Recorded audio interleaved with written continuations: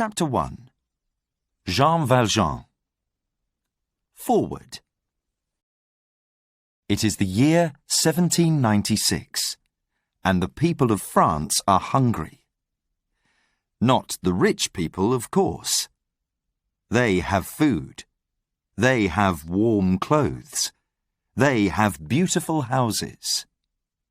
No, it is the poor people of France. Jean Valjean is one of these poor people. He is a young man, big, strong, and a good worker. But he has no work. He cannot find work. And he is hungry.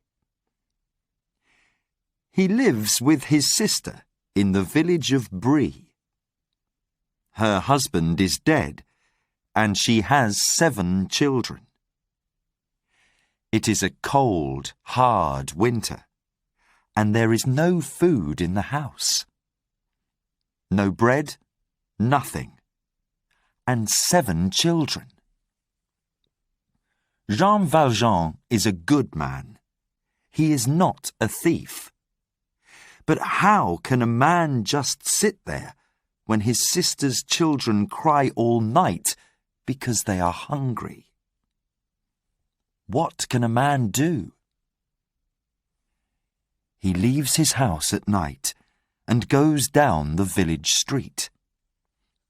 He puts his hand through the window of the bakery. Crash!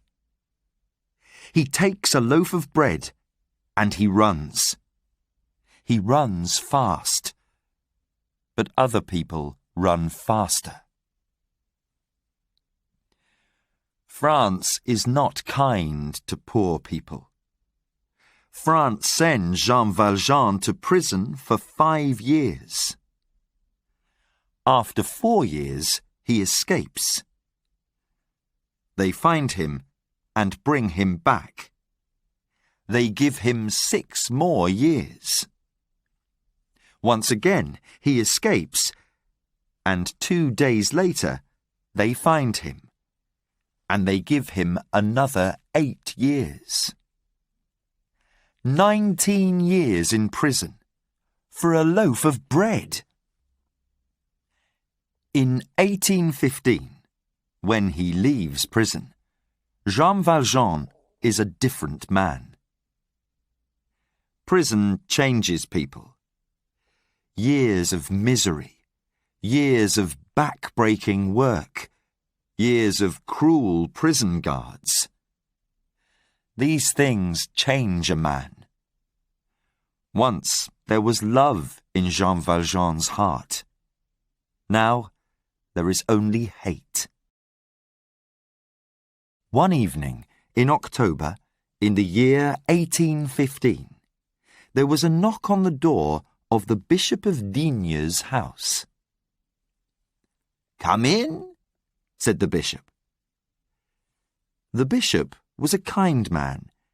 Everyone in the town of Digne knew that. Poor people, hungry people, miserable people, they all came to the door of the bishop's house. The bishop's sister looked at the man at the door that night, and she was afraid. "Look at him," she whispered to the bishop. "He is a big man and a dangerous one. He carries a yellow card, so he was once a prisoner, a bad man." But the bishop did not listen. "Come in, my friend," he said to the man at the door. "Come in. You must eat dinner with us and sleep in a warm bed tonight." The man stared at the bishop. "My name is Jean Valjean," he said. "I was a prisoner in Toulon for 19 years. Here is my yellow card, see? People everywhere shut their doors in my face, but not you. Why not? Because, my friend, in the eyes of God, you are my brother, said the bishop, smiling. So come in and sit by our fire. The bishop turned to his sister. Now, sister, our friend Jean Valjean needs a good dinner. Bring out the silver dinner plates. It's a special night tonight. Not the silver plates, whispered the bishop's sister. Her eyes went quickly to Jean Valjean, then back to the bishop's face. Yes, the silver plates, said the bishop, and the silver candlesticks too. The church has these beautiful things, but they are for our visitors. And our visitor tonight must have only the best. And so Jean Valjean sat down with the bishop and his sister and ate from silver plates. He ate hungrily. It was his first good meal for weeks. You're a good man, he said to the bishop. Perhaps the only good man in France. But Valjean could not take his eyes away from the silver plates. After the meal, the bishop's sister put the silver plates away, and Valjean's eyes watched. He saw the place, and he remembered it. In the night, in his warm bed in the bishop's house, he thought about the plates. They were big, heavy, so much silver in them. I can sell those plates, he thought. For just one of them, I can eat well for months. 19 years in prison is a long time, and 19 hard years change a man. By morning, Valjean was a long way from the bishop's house. But how do you carry big silver plates? How do you hide them? People in Digne began to whisper. Did you see him? That big man carrying 6 silver plates. Where did he get them from, eh? Those plates came from the church. A man like that doesn't have silver plates. No, and he carries a yellow card. Did you see? So he was a prisoner once. He's a thief. He stole those plates. The police heard the whispers. They went after Jean Valjean, found him, and took him back to the bishop's house in the afternoon. But there they had a surprise. My dear friend, the bishop said to Jean Valjean, I am so pleased to see you. You forgot the candlesticks. I gave you the silver plates and the candlesticks. You remember?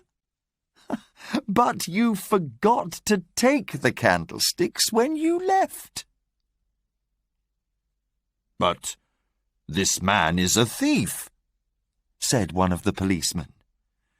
No, no, of course not, said the bishop, smiling.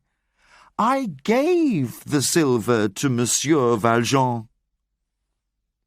You mean he can go? He is free, said the policeman. Of course, the bishop said. All this time, Jean Valjean stared at the bishop and said not one word. The policeman went away, and the Bishop of Digne went into his house and came out again with the 2 silver candlesticks. They were tall and heavy and beautiful. The bishop put the candlesticks into Jean Valjean's hands. "Jean Valjean, my brother," he said, "you must leave your bad life behind you. This is God's silver, and I am giving it to you. With it, you can begin a new good life. I am buying your soul for God." Jean Valjean left the town of Digne with his silver plates and his silver candlesticks. Suddenly, he was a rich man, but he did not understand why. "What's happening to me?" he thought. "Everything is changing. How can I hate people when this bishop is so good to me? What shall I do? How shall I live?" Prisoner Valjean did not understand anything. He sat down by the road with his head in his hands and cried. He cried for the first time in 19 years. How long did he sit there crying? What did he do next, and where did he go? Nobody knows. But when the sun came up on a new day, he was a changed man. Chapter 2. Fantine. Forward. Now we meet Fantine. She is young and beautiful, and in love with a man in Paris. But she has no family and no money. For Fantine, this is the love of her life. For the man in Paris, it is just a summer of love. Men are not kind to women. They have their fun, and then they walk away. The man in Paris goes home to his rich family and leaves poor Fantine with a child, a little girl called Cosette.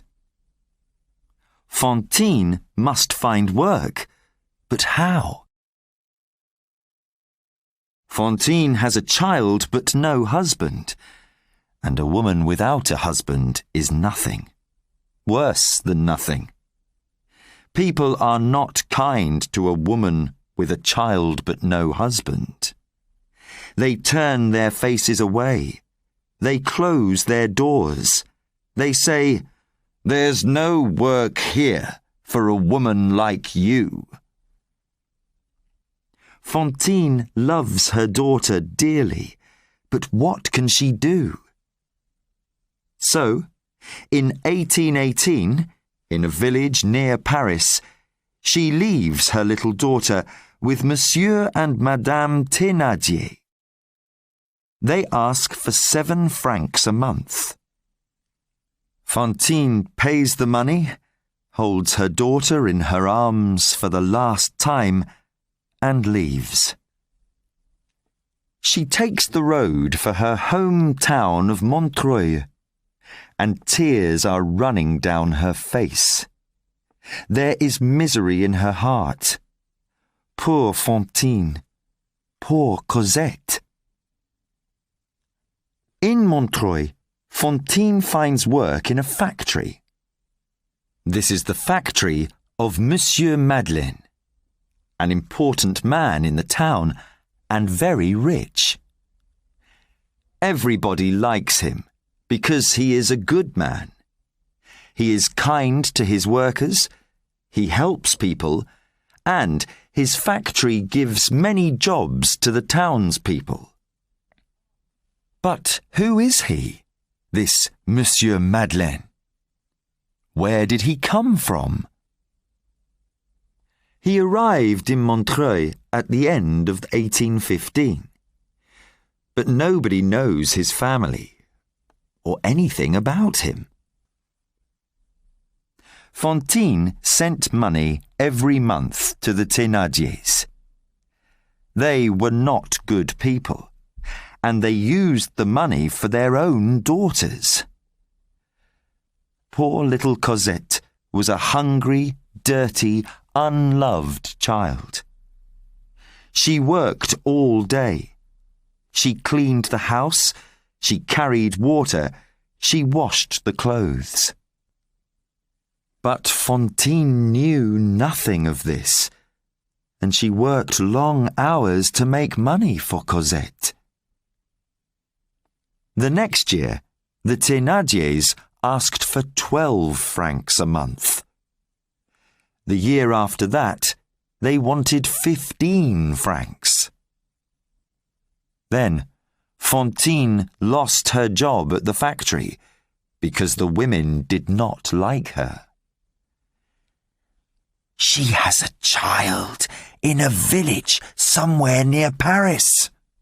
"Yes, and where's her husband?" "She doesn't have one." "We don't want that kind of woman here. She must go." Fantine found work making shirts. It was hard work for little money. She was often ill, with a small, dry cough. The Thénardiers wrote again. "Your daughter needs a warm dress for winter. Send 10 francs at once." Fantine did not have 10 francs. She thought long and hard and went to the barber in the town. She took off her hat and her golden hair fell down her back. "That's beautiful hair," said the barber. "What can you give me for it?" 10 francs. "Then cut it off." She sent the money to the Thénardiers. "My daughter's not cold now," she thought. "She's wearing my hair." Soon, another letter came from the Thénardiers. "Send 100 francs, or Cosette must leave our house." 100 francs! How can a poor woman get that kind of money? There was only one way. One cold winter evening, outside a restaurant in the centre of Montreuil, a woman walked up and down. There was snow on the ground, but the woman wore an evening dress with flowers in her hair. Some young men came out of the restaurant, saw her, and began to call her bad names. They laughed and shouted, but the woman did not look at them. Then one young man took some snow and put it down the back of the woman's dress. The woman was Fantine.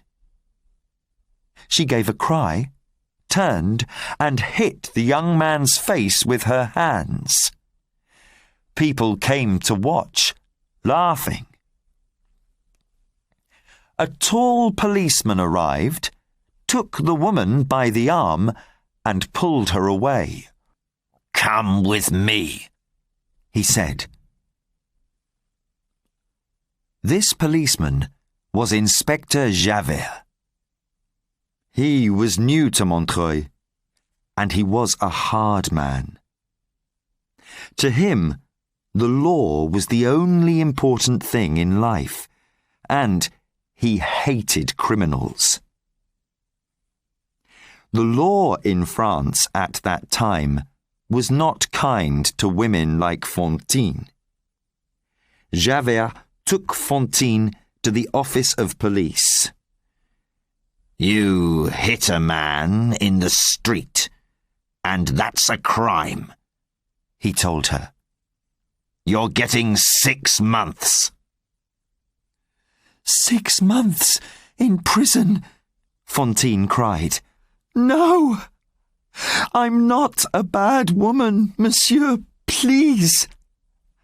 I must work. I need the money for my little daughter. Please, please don't send me to prison. She fell to the floor, crying.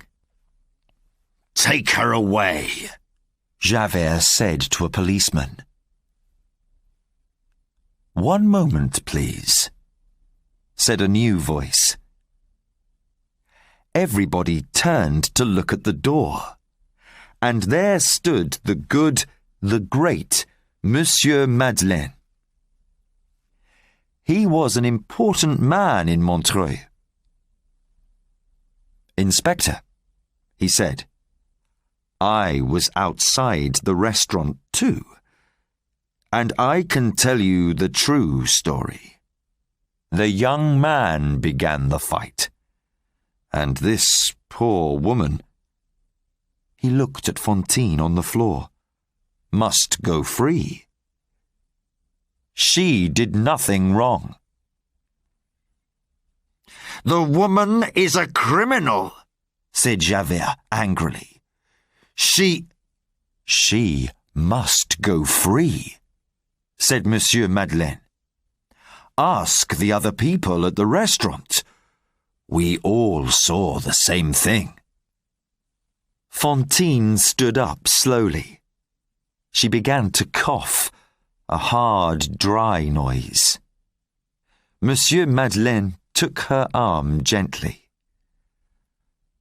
My dear child, you are not well, he said. Javert's cold eyes stared at Monsieur Madeleine. Do I know you from somewhere? He said. Were you ever at Toulon? Monsieur Madeleine looked at him. His face did not change, but his eyes were suddenly very watchful. No, I don't know Toulon, he said. Monsieur Madeleine took Fantine to the little hospital in Montreuil. She lay in bed and coughed and coughed. Monsieur Madeleine listened to her sad story, and the next day he sent money to the Thénardiers. Now, you must get better, he told Fantine. Cosette needs you. But Fantine did not get better. She was now very ill, and 5 days later the doctor spoke to Monsieur Madeleine. Does she have a child, this poor woman? He said. Yes, a small daughter. You must bring the child here, soon. Monsieur Madeleine went to sit by Fantine's bed. Monsieur Madeleine, you are so kind to me. I want to see my daughter one last time. Please, can you bring Cosette to me? Please, monsieur. Monsieur Madeleine took her hand. Of course I can, he said gently. And then the door of the room suddenly opened behind him, and Fantine cried out, "No! No!" Monsieur Madeleine looked round quickly. Inspector Javert came into the room with 4 policemen. Jean Valjean, prisoner at Toulon. I am arresting you, Javert said. After you left the prison, you stole money from a child in Toulon. You are still a thief, and now you must go to prison for life.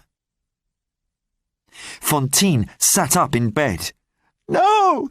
she cried. "Cosette!" Monsieur Madeleine stood up slowly. "Inspector, give me 3 days," he said.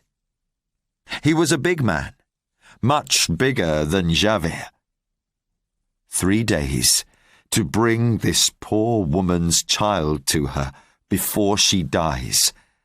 Then you can take me. Javert laughed loudly. 3 days? You're going to run away! Behind the 2 men, Fantine cried out, "Monsieur Madeleine, please take care of Cosette. Oh, please." Javert turned to her. Be quiet, woman. There's no Monsieur Madeleine here. This man is a criminal called Jean Valjean, and he's going to prison. Fantine stared at Javert and tried to speak, but she could not. She fell back in the bed and lay still.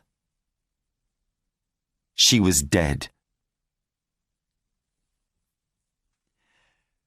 The people of Montreuil talked about that day for a long time. The death of the woman Fantine, the arrest of Monsieur Madeleine. Javert put Monsieur Madeleine in a locked room in the police office. But in the night, he broke down the door and escaped. Where did he go? Did he go to his house in the town? His old servant said no. She saw nobody and heard nothing, she said. She loved Monsieur Madeleine very much. So where did Monsieur Madeleine go? Nobody in Montreuil saw him again. One thing was certain. In Monsieur Madeleine's house, there were 2 beautiful old silver candlesticks. The next day, they were gone. Chapter 3. Cosette. Forward. Monsieur Madeleine is, of course, Jean Valjean. You knew that already. After Digne, he sells the bishop's silver plates, but keeps the candlesticks.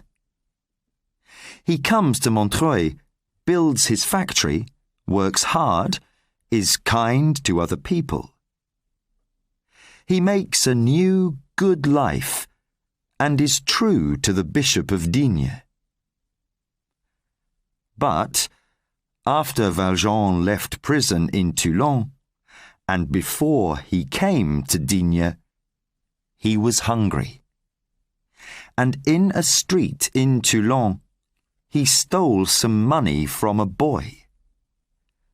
Just 1 franc, to buy bread.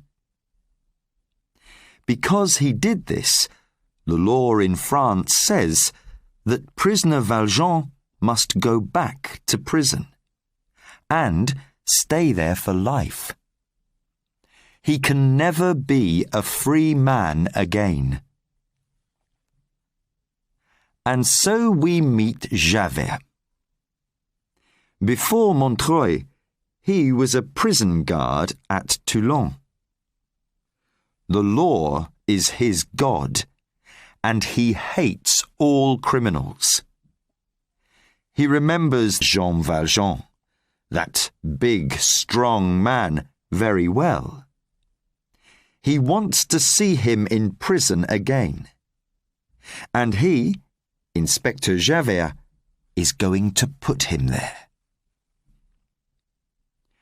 Jean Valjean remembers Javert now. He remembers the cold eyes, the hard voice, the cruel prison guard's smile. He remembers and is afraid. He knows that Javert is his enemy for life. But he remembers Fantine too. He remembers her dying words. Please take care of Cosette. Please. How can he leave this little girl without a mother, without a friend in the world? He must find her, Javert or no Javert. Monsieur and Madame Thénardier lived in a village called Montfermeil near Paris. There was no water in the village, and the nearest water was a small river in a wood 15 minutes' walk away. People carried the water in buckets to their houses. Cosette hated that wood. At night, the trees made noises. She was frightened of the noises, frightened of the dark, and, with a heavy bucket of water, it was a long walk home. One dark winter night in 1823, Madame Thénardier sent Cosette out to the river for water. Cosette ran to the river and then, with her heavy bucket of water, she began to walk home. The trees were noisy tonight, whispering and laughing at her, and the little girl began to cry. "Oh, please, God, help me! Please, dear God!" And suddenly, the bucket was gone. A great hand came down and took it from her. She looked up and saw a big man in an old yellow coat. Sometimes we know, without words, when something good is happening. The little girl knew that now, and she was not frightened of the big man, not a bit. The man spoke to her. "Child, this is a very heavy bucket. Shall I carry it for you?" "Yes, monsieur." "How old are you?" "I'm 8 years old, monsieur." "Where is your mother?" "I don't know," said the child. "I haven't got a mother." "What's your name?" "Cosette." The big man stopped. He put the bucket down and looked into Cosette's face. "Why are you carrying a heavy bucket of water at this time of night? Who sent you?" "Madame Thénardier." "I would like to talk to this Madame Thénardier. Shall we go and see her?" "Yes, monsieur." Cosette was not afraid of the tree noises now. This big man, with his gentle voice, was a new and wonderful thing in her life. They walked to the Thénardiers' house. "Please, monsieur, can I carry the bucket now?" "But why?" "I can't ask people for help, Madame says. She hits me when I do that," Cosette said. "She hits me all the time." He gave her the bucket. The Thénardiers were very surprised to see Cosette's new friend, this big man in the old yellow coat. Inside the house, the big man looked at Cosette. He saw her thin clothes, her dirty hair, her big, frightened eyes. She was small for her 8 years. Her hands were red from kitchen work, and she had no shoes. "Why does this child have no shoes on her feet on this cold winter night?" he said to Madame Thénardier. Madame Thénardier looked at Cosette angrily. "Go into the kitchen, Cosette! There is work to do! Go!" "And who are you?" Monsieur Thénardier said. "I am here for Fantine, the child's mother," said the big man. "You don't need to know my name. Fantine is dead, so you can get no more money from her. Here," he put some money on the table, "is 1,500 francs. Now call the child. I'm taking her away." When Jean Valjean and Cosette left Montfermeil, Cosette did not look back. She never wanted to see Madame Thénardier again. She put her cold little hand into Valjean's great hand and looked up into his face. "Monsieur," she said, Can I call you father?" Valjean looked down at her big round eyes. "Yes," he said. He did not know love. He did not understand love. But in that moment, suddenly, he felt a father's love for this small child. "Yes," he said again. "Yes, you can call me father. It's a good name." Hand in hand, they walked away on the road to Paris. In Paris, Cosette learnt to laugh and to sing like a bird and to be happy.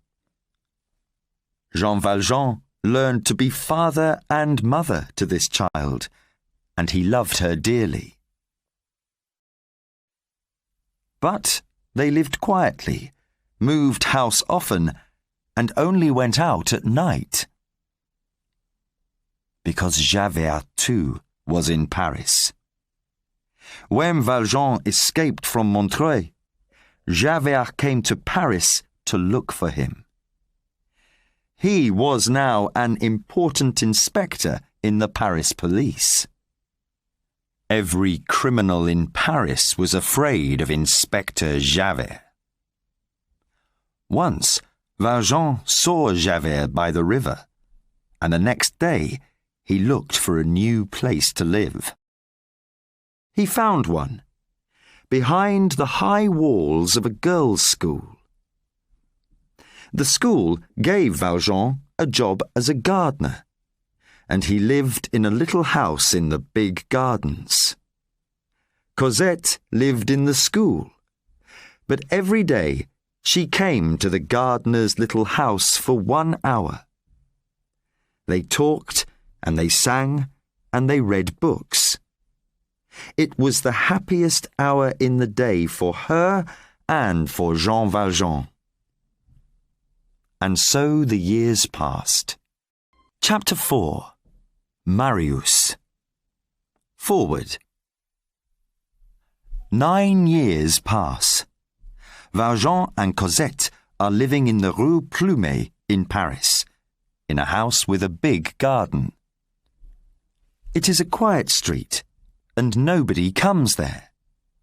This pleases Valjean, because he is still afraid of Inspector Javert. Cosette is now a young woman. She is tall, with golden brown hair. She is beautiful, but there are many beautiful faces in the world. The wonderful thing about Cosette's face is her smile. A slow, warm, gentle smile, like sunlight after rain. And now we must meet Marius and his young friend Gavroche. Marius is a student, a young man with many ideas but no money. Paris is full of young men like this. Marius has a grandfather. His father is dead, but he does not talk to him.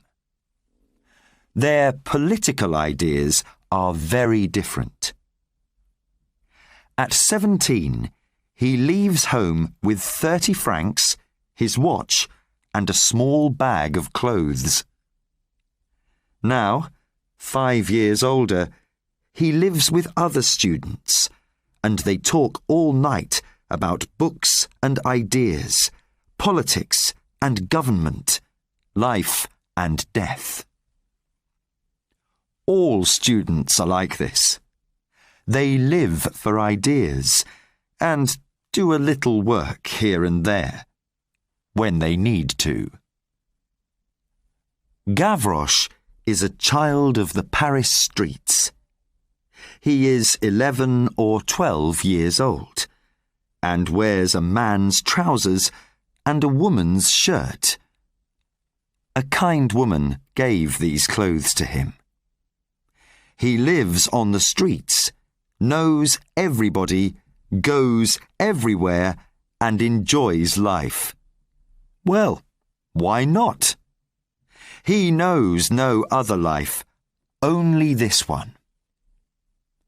Marius loved walking through the streets and gardens of Paris, and he often walked in the Luxembourg garden. One day in the garden, he saw a man with a young girl. The man was about 60, and the girl, Marius thought, was about 17. He did not see her eyes, but he saw her golden brown hair and her slow, gentle smile. He walked past them once and did not look back. But he came to the Luxembourg the next day, and the day after that, and for the next 5 days. The man and the girl were always there. He could not stop looking at the girl. He wanted very much to see that smile again. On the 7th day, the girl turned her head and looked at Marius. She looked into his eyes across the garden, and that look went like a bullet from a gun into Marius's heart. There were no words, but at once Marius knew and the girl knew. This was love. Life stopped for Marius then. He spent hours in the Luxembourg, and every time he saw her, the sun came out and all the birds in the garden began singing. But the man began to look at Marius too, and his face was not friendly. Marius was afraid, and he went to Gavroche. "Gavroche, please, you must help me." "Why? What's the matter, Monsieur Marius?" "There's a girl, Gavroche. She walks in the Luxembourg every day. I want you to follow her home and tell me the address." "Why don't you follow her?" "I'm busy," said Gavroche. I'm afraid to, said Marius. Her father, grandfather, I don't know, is watching me. He doesn't like me. Why is this important, Monsieur Marius? Gavroche said. He had a big smile on his face. Because I'm in love, shouted Marius. Please, Gavroche, do it. Gavroche ran away, laughing. 2 days later, he came to Marius's rooms. Rue Plumet, he said. House at the end of the street. Hard to find. You need to look for it. Spring came, and Cosette began to go out into the garden at Rue Plumet. She was usually alone. Her old servant, Toussaint, was always in the kitchen, and father, Jean Valjean, was in his room, reading. Cosette was sad. She remembered the young man in the Luxembourg garden, but father no longer wanted to go there. But that evening, in the Rue Plumet garden, something very wonderful happened. She heard a voice, a man's voice. She looked round, and it was him. I'm so sorry, he said. Please, don't be afraid. I just wanted to... You remember the Luxembourg garden? I saw you there for the first time. I can't forget you. Day and night I think about you. Please, don't be afraid. You see, I love you. It just happened to me. I can't stop it. Don't be afraid. Please. Cosette listened to this wonderful river of words, and then held out her hand to him. He took her hand, and she pulled it to her and put it against her heart. Then you love me, he said. Of course. You know that. A kiss. No words. They did not need words. Later, words came. The story of his life, the story of her life, everything. Between lovers, everything is interesting. When they were done with words, Cosette put her head on Marius's shoulder and asked, What is your name? My name is Marius. And yours? Cosette. Every evening they met secretly in the garden at Rue Plumet. A kiss, a gentle laugh, whispered words of love. It was the spring and summer of their young lives. But around them, outside their garden, there was change. There were angry people. There were police and soldiers on the streets of Paris. And one day, Jean Valjean said to Cosette, My dearest child, we live in dangerous times. We must leave France and go to England. Cosette looked at him with frightened eyes. Must we go, father? She said. Valjean watched her face. We must, he said. Get ready to leave very soon. There was a change in Cosette. Valjean remembered the young man in the Luxembourg garden, and he looked at Cosette's beautiful young face. He was afraid of losing his dear daughter.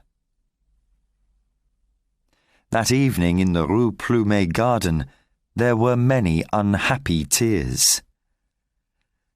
"But you must follow us to England," cried Cosette.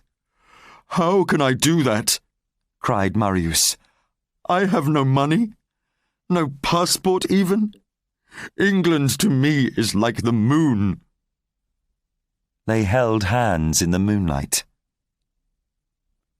"Listen, I have an idea," Marius said slowly. "Wait 2 days. Perhaps—" "2 days!" cried Cosette. "How can I live 2 days without you?" Chapter 5. Love and Rebellion. Forward. So, what is Marius's idea? It is this.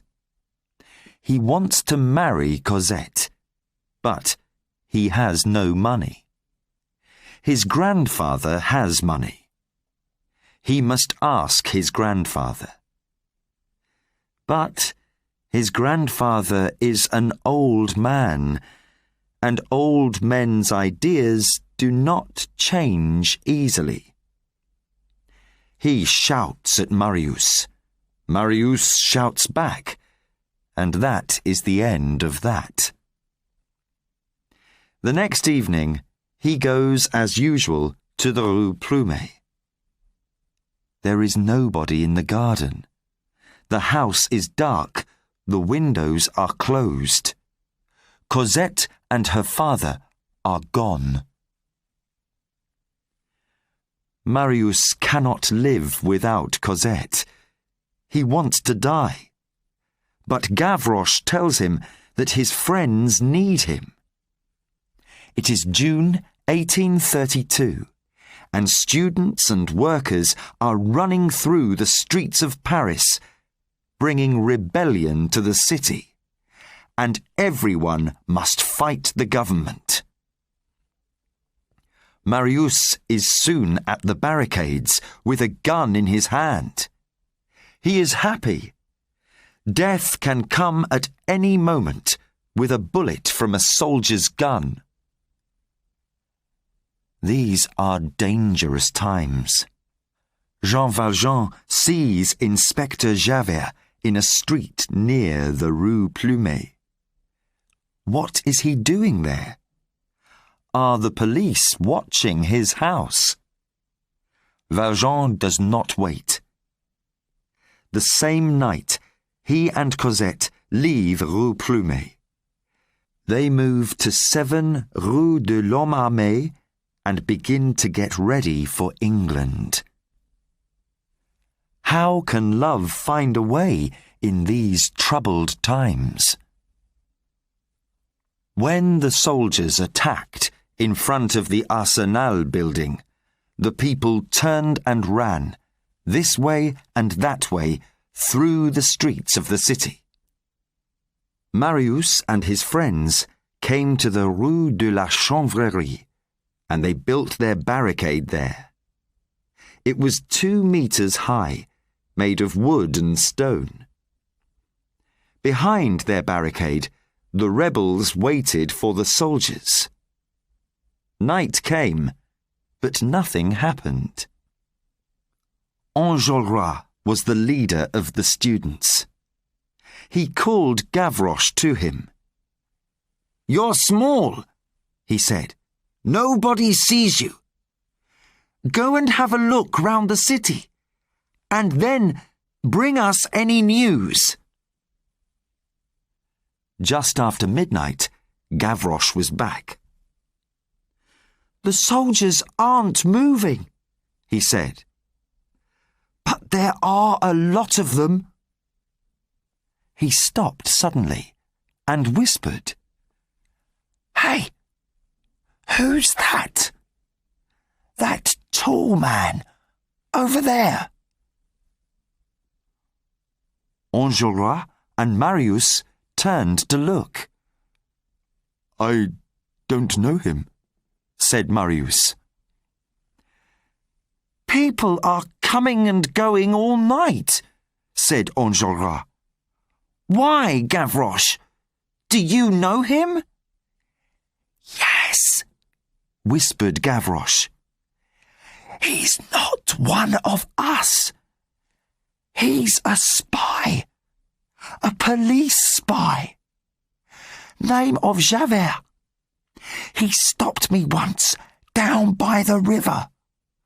Put me in prison all night. Are you certain about this, Gavroche? Said Marius. I'm certain all right, said Gavroche. He's a spy. The rebels did not like spies. 4 of Enjolras's men jumped on Javert, pulled him into the tavern behind the barricade, and tied him to the wall. Do we shoot him now? Asked one of the men. Later, said Enjolras. He can wait. They went back outside to the barricade and listened for the sound of soldiers. Gavroche found Marius at the far end of the barricade. Marius, he whispered.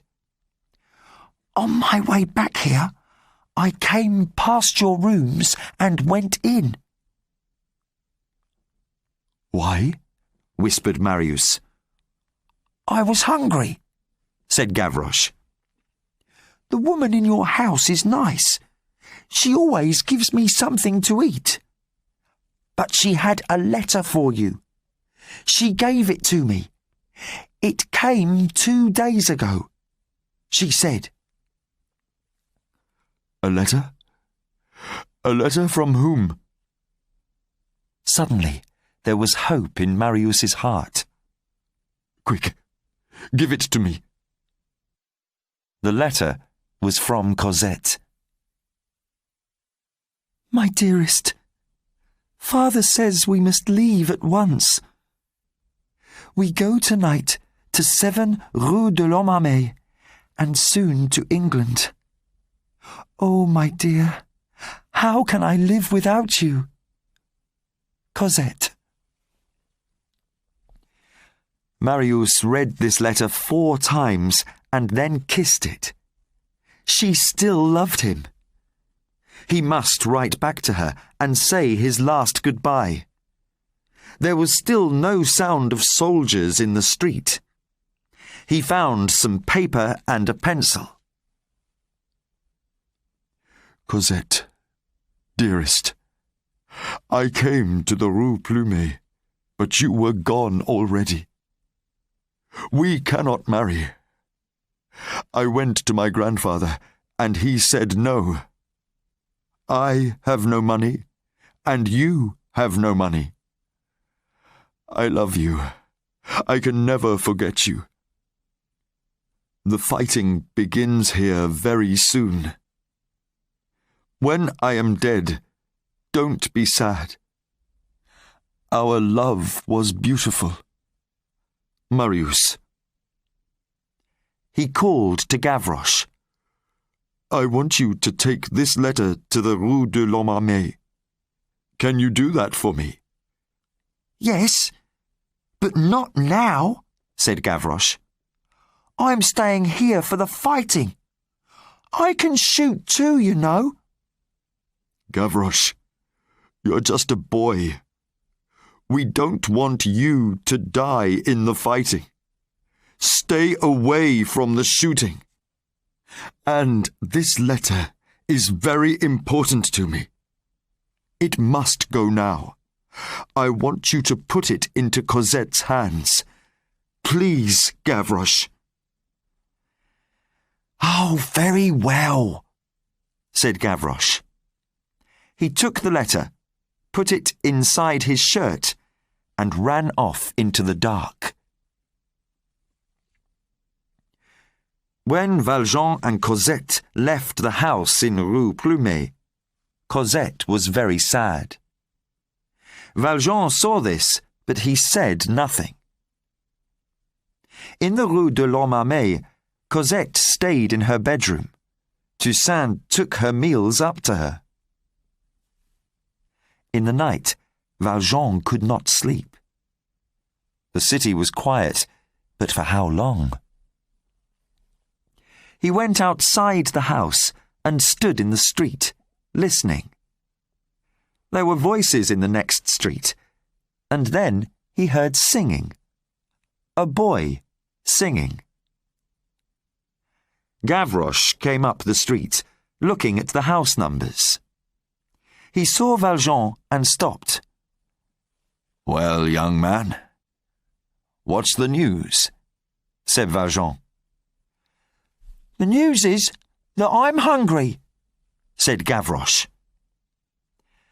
Valjean put his hand in his pocket and found a 5-franc piece. Gavroche stared at it.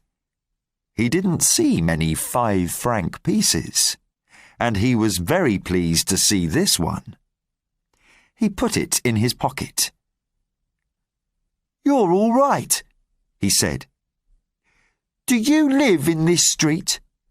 Do you know number 7? "What do you want with number 7? said Valjean. "Letter for someone," said Gavroche. "A woman."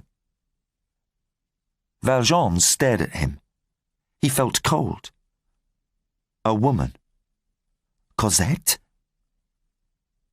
He remembered at once the young man in the Luxembourg. He tried to smile. "Ah, that's the letter for Cosette," he said. "I'm waiting for it." "Yes, that's her." "Well, here you are," said Gavroche. "It comes from the barricade in the Rue de la Chanvrerie. I'm going back there now. Good night, monsieur." Jean Valjean went back into the house with Marius's letter. He read it quickly. "I love you. I can never forget you." So, Cosette, his dear, dear daughter, was in love. She was his world. Without her, his life was nothing. He could not even think about it. "When I am dead, don't be sad." Those words gave him hope. So the young man was one of the rebels at the barricade. "When the soldiers start shooting," he thought, "that's the end of all the rebels. I do nothing. I say nothing. I keep this letter and poof, nothing changes in our lives." But Valjean did not feel easy. He remembered all their happy years as father and daughter, and he saw again Cosette's sad eyes when they left the Rue Plumet. How could he take her away to England? He turned and went out of the room. A little later, he left the house wearing dark clothes and carrying a gun, and walked away down the street. Chapter 6. The Barricades. Forward. It is a long night at the barricade in the Rue de la Chanvrerie. The news is bad. More and more soldiers are arriving in the city. But the people stay in their homes. This time, they don't want to fight the government. Only the students are still at the barricades, waiting for the soldiers' bullets and death. Then, a new man arrives at the barricade. A big man in dark clothes. Marius stares. It is Cosette's father. He is certain. Is he a friend or an enemy? Who knows? Inside the tavern, Javert too waits for death. Rebels shoot spies. He knows that. Does he think about his life, waiting there in the tavern? Is the law always right? Can a criminal change and be a good man? Does Javert ask these questions? Who knows? Daylight comes, and the shooting begins. Rat-tat-tat! Rat-tat-tat! Rat-tat-tat! On the barricade, noise and shouting, cries and screams. Valjean saves Enjolras' life. 2 men die. Valjean carries the bodies into the tavern, sees Javert, and Javert sees him. Then the shooting stops. The rebels need more bullets, and Gavroche runs out to the front of the barricade. "Come back, Gavroche!" He doesn't listen and starts singing. There are dead soldiers lying in the street. Gavroche takes the bullets from their bags and puts them into his bag. He is small and quick, and his bag is nearly full before the soldiers start shooting at him. "Come back, Gavroche!" He sings louder, but the 5th bullet hits him, and he falls down in the street. He moves once, then falls back. Gavroche is dead. A child of the Paris streets, his singing now stopped forever, just another dead body in the rebellion. Smoke from the guns is everywhere. It is hard to see anything. But Marius runs out into the street, picks Gavroche up, and runs back. He puts the small body on a table in the tavern and cries. It is going to be a long day. Behind the barricade, Enjolras talked to the men. "They're going to attack again soon. 60 soldiers to every one of us. Marius and I are your 2 leaders. Gavroche brought us bullets, so let's use them well and fight to the end." "Let's kill the spy now," said one of the men. Then Valjean spoke. "Give him to me. I can do that for you. I'd like to shoot him." Enjolras looked at him. "You saved my life, friend. You can have the spy." Valjean took Javert out of the tavern to a little street behind. He took out a knife. "Ah, a knife," said Javert. "Of course, a criminal's way to kill. So, kill me, and be quick." Valjean said nothing. He cut the ropes around Javert's arms and legs, then stood up and said, "You're free to go." Javert stared. He could not understand this. "I live in the Rue de l'Homme Armé," Valjean said. "The next time we meet, you can arrest me. Now, go." Javert turned and walked away. Valjean fired his gun into the air, then went back to the barricade. "It's done," he told Enjolras. Now the second attack began. The government had more men, more guns, more bullets, and, one by one, the students began to die. Marius was on top of the barricade. He was one of the last men still alive, but then 1, 2 bullets hit him, and he fell. 2 great hands at once picked him up. Cosette, whispered Marius, and then he went into that dark night.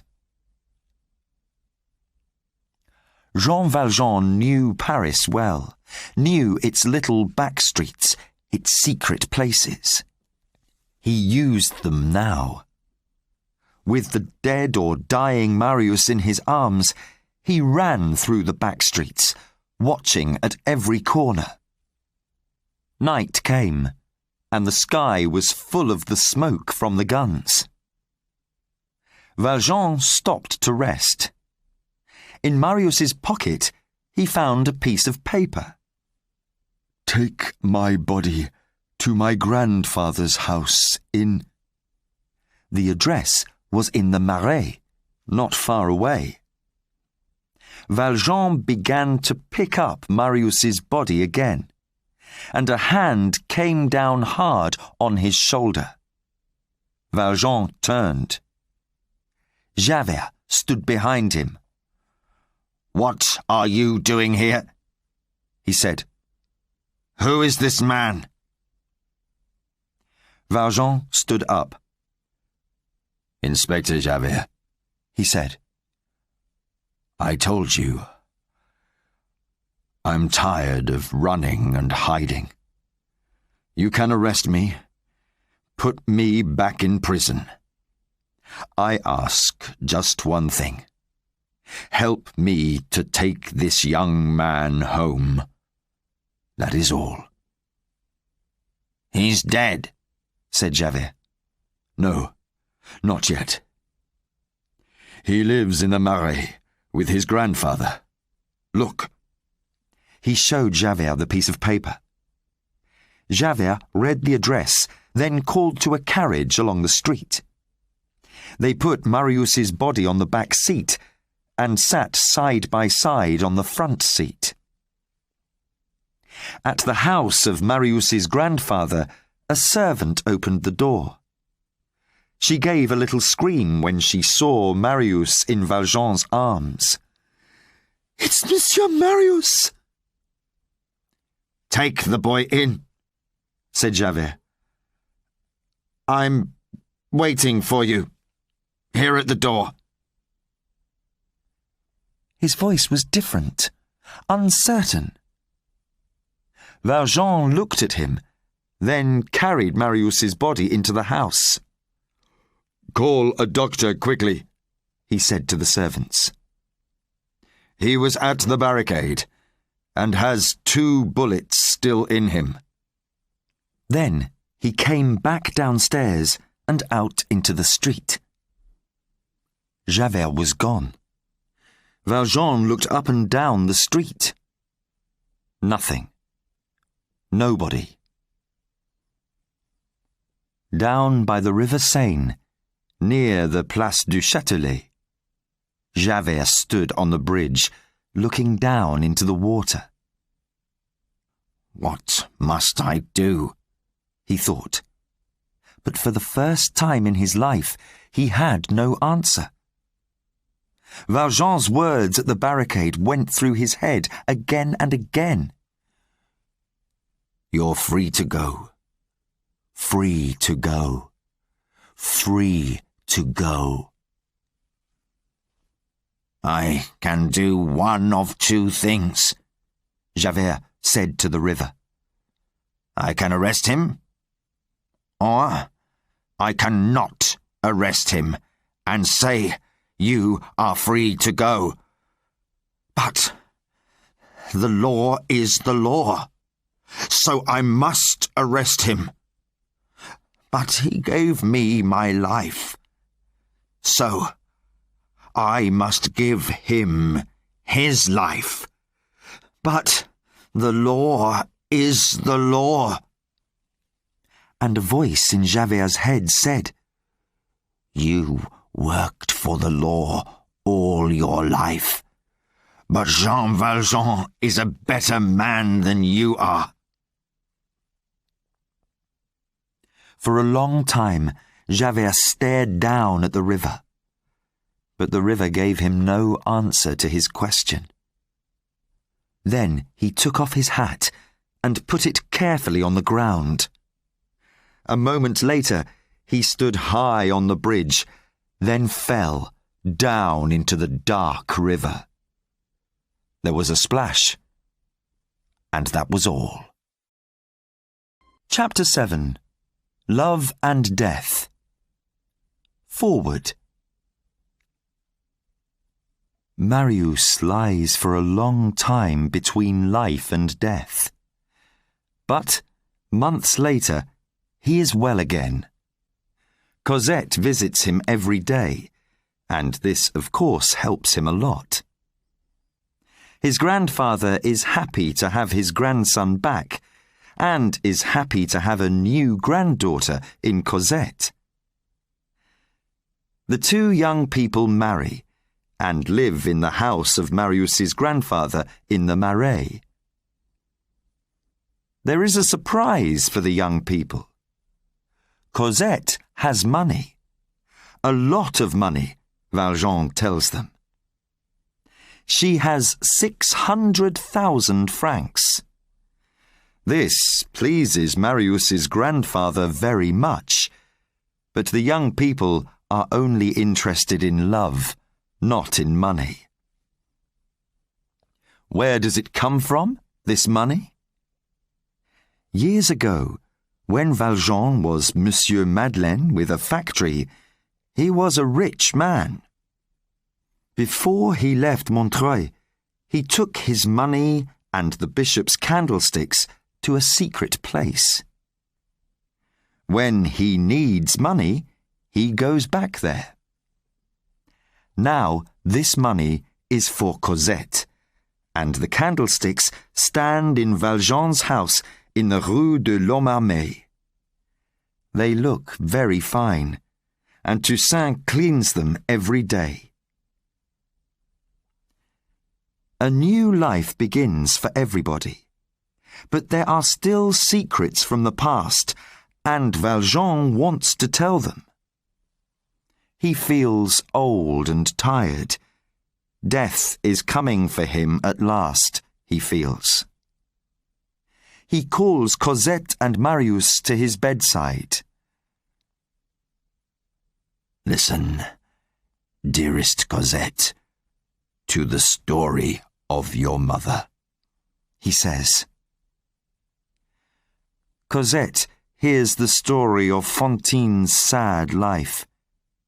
She learns that Valjean is not her real father.